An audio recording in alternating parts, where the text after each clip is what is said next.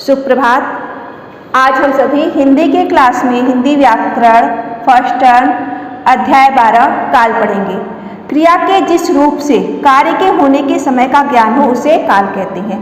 साधारण शब्दों में हम कह सकते हैं क्रिया का वह रूप जिससे हमें समय का ज्ञान होता है उसको हम काल कहते हैं। काल का मतलब समय होता है। इन वाक्यों के क्रियाओं से हमें इसके समय का ज्ञान हो रहा है। देखिए, मीरा पुस्तक पढ़ रही थी यानी उसने यह काम कर लिया है, पढ़ने का काम उसने बीते समय में कर लिया है। तो इससे हमें क्या ज्ञान हो रहा है? समय के बीत जाने का ज्ञान हो रहा है। अब देखिए, मीरा पुस्तक पढ़ती है तो पढ़ती है से हमें ज्ञान हो रहा है कि वह अभी क्रिया कर रही है, यानी हमें तत्कालीन समय का ज्ञान हो रहा है। अब देखिए, मीरा पुस्तक पढ़ेगी इस क्रिया से हमें ज्ञान हो रहा है कि वह आने वाले समय में यह काम करेगी, तो हमें इससे आने वाले समय का ज्ञान हो रहा है। तो क्रिया के जिस रूप से हमें समय का ज्ञान होता है उसको हम काल कहते हैं। काल के 3 भेद होते हैं, वर्तमान काल, भूतकाल और भविष्यत काल। वर्तमान काल को हम साधारण शब्दों में समझ सकते हैं वह समय जो सामने हो रहा है, प्रेजेंट टाइम, उसको हम कहते हैं वर्तमान काल। वर्तमान काल में जो क्रिया होती है, रहा है, रही है, करता है, करते हैं होती है, उसमें है होता है। वर्तमान काल की क्रियाओं के लास्ट में है इत्यादि होता है। भूतकाल जो होता है वह बीता हुआ समय होता है। बीते हुए समय को हम भूतकाल कहते हैं, यानी जो पास्ट होता है उसको हम भूतकाल कहते हैं। सामान्य रूप से इसकी क्रिया लास्ट में था, थी, थे होती है। भविष्यत काल, क्रिया के जिस रूप से हमें आने वाले समय का ज्ञान होता है उसको हम भविष्यत काल कहते हैं। कि जो क्रिया होती है सामान्य रूप से लास्ट में जो लगती है वह गा, गी, गे होती है। इसे हम पहचान सकते हैं कि यह भविष्यत काल की क्रिया है। वर्तमान काल, भूतकाल और भविष्यत काल है, इनके भी अपने अलग अलग भेद होते हैं। हम अब वर्तमान काल के भेद पढ़ेंगे। देखिए, वर्तमान काल के वैसे तो सामान्यतः 5 भेद होते हैं, लेकिन आपके बुक में 4 दिए गए हैं जिसे आप पढ़ेंगे। पहला, सामान्य वर्तमान काल। क्रिया के जिस रूप से सामान्य वर्तमान काल में क्रिया के पूर्ण होने का बोध होता है उसको हम सामान्य वर्तमान काल कहते हैं। जैसे, मैं घर जाता हूँ, किसान खेत में काम करता है, वे खेलते हैं। उपर्युक्त वाक्यों में जाता हूँ, करता हूँ, खेलते हैं, ये जो क्रिया है यह सामान्य वर्तमान काल की क्रिया है। सामान्य वर्तमान काल में देखिए हमेशा ता हूँ, ते है, ती हूँ ये आता है। जैसे यहाँ जाता हूँ, करता है, खेलते हैं, तो जहाँ भी ता, ती, ते और उसके बाद हूँ, है आता है वहाँ आपका सामान्य वर्तमान काल हो जाता है। अब देखिए दूसरा, अपूर्ण या तात्कालिक वर्तमान काल। अपूर्ण वर्तमान काल को हम तात्कालिक वर्तमान काल भी कहते हैं। क्रिया के जिस रूप से हमें यह पता चलता है कि कार्य शुरू हो चुका है और वह अभी जारी है, यानी वह अभी चल रहा है, तो वहाँ क्या हो जाएगा हमारा अपूर्ण या तात्कालिक वर्तमान काल।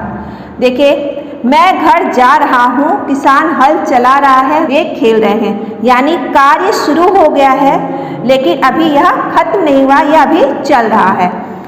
जा रहा हूँ, चला रहा है, खेल रहे हैं, यानी अभी यह जो कार्य है वह अभी चल रहा है, अभी यह खत्म नहीं हुआ है। तो यहाँ क्या हो जाएगा आपका अपूर्ण या तात्कालिक वर्तमान काल। उपर्युक्त वाक्यों में आपने देखा रहा हूँ, रहा है, रहे हैं, तो जहाँ भी रहा हूँ, रहे हैं और रहा है क्रियाएं आती हैं वहाँ अपूर्ण या तात्कालिक वर्तमान काल होता है। अब देखिए तीसरा, संदिग्ध वर्तमान काल।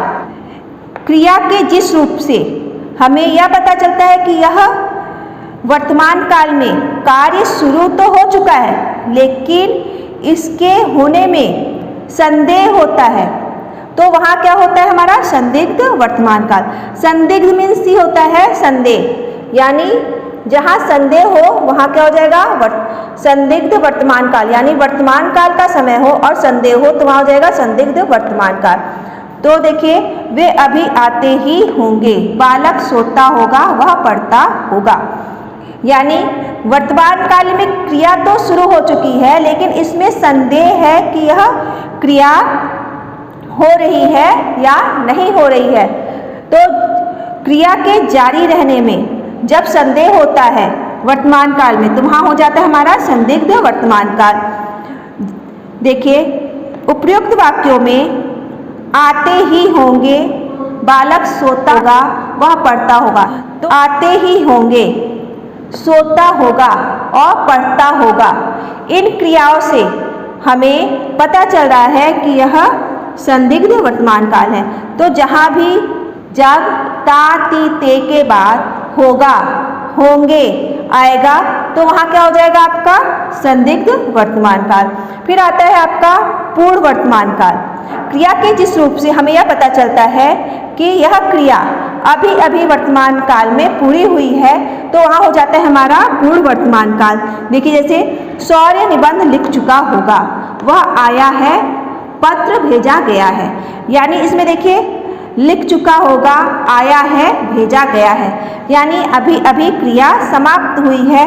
तो जहाँ भी वर्तमान काल में क्रिया समाप्त होती है तो वहाँ क्या होता है पूर्ण वर्तमान काल। उपयुक्त वाक्यों में चुका होगा, आया है, भेजा गया है, इस क्रियाओं से हमें पूर्ण वर्तमान काल का बोध हो रहा है।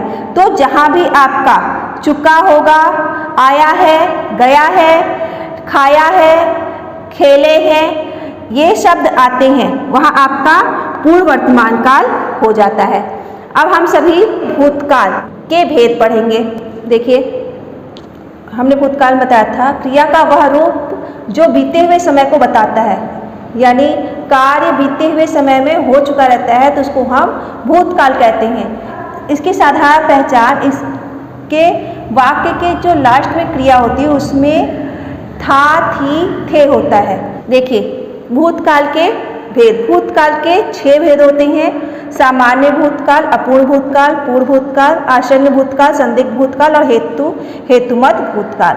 सामान्य भूतकाल, भूतकाल के साधारण रूप को सामान्य भूतकाल कहते हैं। जैसे देखिए, सीमा आई, मैंने लेख लिखा, सरला ने गीत गाया।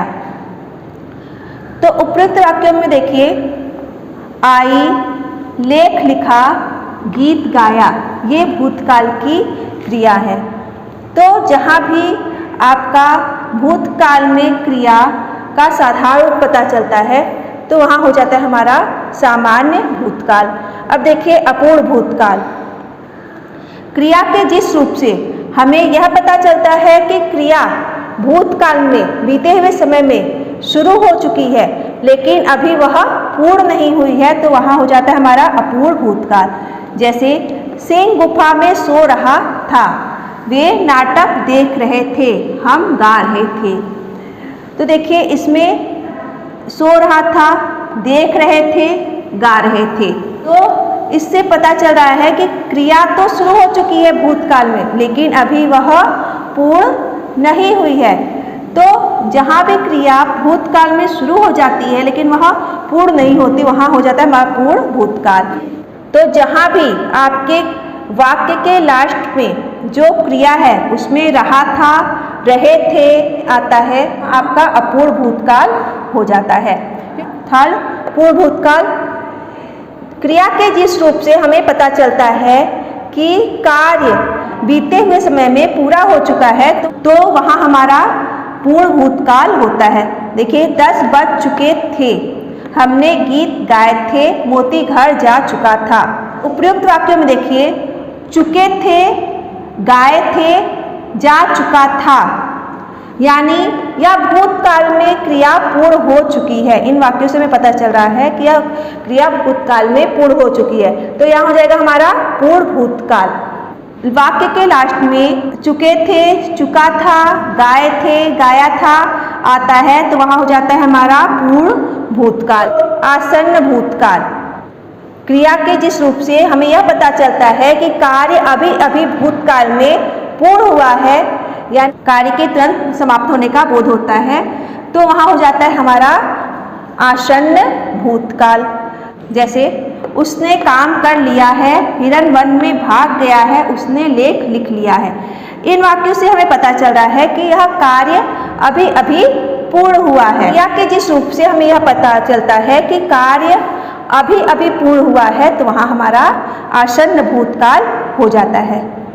तो उपयुक्त वाक्य में हमने देखा था कर लिया है, भाग गया है, लिख लिया है। इससे हमें अभी अभी कार्य पूर्ण होने का बोध हो रहा है। यहाँ आपका आसन्न भूतकाल हो जाएगा। तो इसकी साधारण पहचान है कि जहाँ भी क्रिया के लास्ट में लिया है, गया है, लिए हैं आदि आता है, वहाँ आसन्न भूतकाल होता है। अब देखिए पांचवा, संदिग्ध भूतकाल। हमने आपको वर्तमान काल में बताया था कि संदिग्ध मीन्स होता है संदेह। वर्तमान काल में जब संदेह होता है तो वहाँ संदिग्ध वर्तमान हो जाता है, लेकिन जब हमें क्रिया के भूतकाल में संदेह होता है तो हम वहाँ हो जाता है संदिग्ध भूतकाल। तो जहाँ भी भूतकाल में क्रिया के संपन्न होने में संदेह होता है कि क्रिया है या होगी, तो वहाँ संदिग्ध भूतकाल हो जाता है। तो देखिए यहाँ वे पढ़ चुके होंगे, मुंबई पहुँच गए होंगे, प्रमिला ने गीत गाया होगा। तो यहाँ चुके होंगे, पहुँच गए होंगे, गीत गाया होगा। तो यहाँ इन उपयुक्त वाक्य में चुके होंगे, गए होंगे और गाया होगा, इन वाक्यों से हमें यह पता चल रहा है कि यह कार्य हुआ है या होने वाला है, इसमें संदेह है। तो यहाँ क्या हो जाएगा हमारा संदिग्ध भूतकाल। वाक्यों के लास्ट में चुके होंगे, गए होंगे, गाया होगा, पाया होगा, ये जब आता है तो वहाँ संदिग्ध भूतकाल हो जाता है। 6 हेतु हेतुमत भूतकाल। क्रिया के जिस रूप से हमें भूतकाल में किसी क्रिया के करने या होने में शर्त पाई जाती है, वहाँ हेतु हेतुमत भूतकाल हो जाता है। किसी भी कारणवश कोई दूसरी क्रिया पूर्ण नहीं होती है, तो वहाँ हमारा हेतु हेतुमत भूतकाल हो जाता है। देखिए जैसे वर्षा होती तो अन्न होता, वर्षा होती तो, यानी अगर यह क्रिया होती, यानी यह क्रिया नहीं हुई है, इस कारणवश यह जो क्रिया है यह पूर्ण नहीं हुई है। वह पढ़ता तो पास हो जाता, यानी इस कारणवश यह कार्य पूरा नहीं हुआ है। जहाँ भी किसी कारणवश काम अधूरा रह जाता है, पूर्ण नहीं होता है, वहाँ आपका हेतु हेतुमत भूतकाल हो जाता है। जैसे देखिए दुर्घटना ना होती तो गाड़ी आ जाती, यानी दुर्घटना हो गई इसलिए गाड़ी नहीं आई, यानी इस कारण की वजह से यह कार्य पूर्ण नहीं हुआ। तो जहाँ भी किसी कारणवश कार्य पूर्ण नहीं होता या फिर किसी कार्य को पूर्ण करने में शर्त होती है, तो वहाँ हो जाता है हमारा हेतु हेतुमत भूतकाल। यानी जो भूतकाल की क्रिया शर्त पे आधारित होती है, यानी किसी कारण की वजह से पूर्ण नहीं होती, वहाँ हमारा हेतु हेतुमत भूतकाल होता है। अब देखिए थर्ड भविष्यत काल। भविष्यत काल हमने बताया था वह क्रिया जो आने वाले समय में होती है, जिससे हमें आने वाले समय का ज्ञान होता है, उसे हम भविष्यत काल कहते हैं। साधारण रूप में जब किसी वाक्य में गा गी गे अंत में होता है तो वहाँ भविष्यत काल होता है। काल के वैसे तो 3 भेद होते हैं, लेकिन आपके बुक में 2 भेद बताए गए हैं। देखिए सामान्य भविष्यत काल, दूसरा संभाव्य भविष्यत काल। सामान्य भविष्यत काल, भविष्यत काल का साधारण रूप सामान्य भविष्यत काल कहलाता है। देखिए वह 7वीं में पढ़ेगा, वह राम दौड़ेगा, हम मेला देखने जाएंगे। तो हमने बताया था भविष्यत काल की पहचान हमेशा वाक्य के लास्ट में गा गी गे से होती है। उपयुक्त वाक्यों में हमने देखा पढ़ेगा, दौड़ेगा, जाएंगे। तो इन क्रियाओं से हमें सामान्य भविष्यत काल का बोध हो रहा है। तो जहाँ भी गा गी गे आएगा वहाँ सामान्य भविष्यत काल हो जाएगा। दूसरा संभाव्य भविष्यत काल। क्रिया के जिस रूप से हमें आने वाले समय में क्रिया के संपन्न होने में संदेह होता है या संभावना होती है कि आने वाले समय में वह क्रिया होगी या नहीं होगी, इसमें जब संदेह होता है तो वहाँ हो जाता है संभाव्य भविष्यत काल। जैसे देखिए, वह पत्र लिख रहा होगा, कदाचित आज वर्षा होगी, तब वह सो रहा होगा। उपयुक्त वाक्यों में वह लिख रहा होगा, कदाचित वर्षा होगी, तब सो रहा होगा, इन क्रियाओं से हमें संभाव्य भविष्यकाल का ज्ञान हो रहा है। तो जहाँ भी रहा होगा, रहे होंगे, कदाचित, तब आता है वाक्यों में तो वहाँ संभाव्य भविष्यकाल हो जाता है। आपका काल चैप्टर खत्म होता है। आप सभी इसके अभ्यास कार्य को बुक से देखकर कर लीजिएगा। इसके क्वेश्चन आंसर आपको PDF के माध्यम से दिए जाएंगे।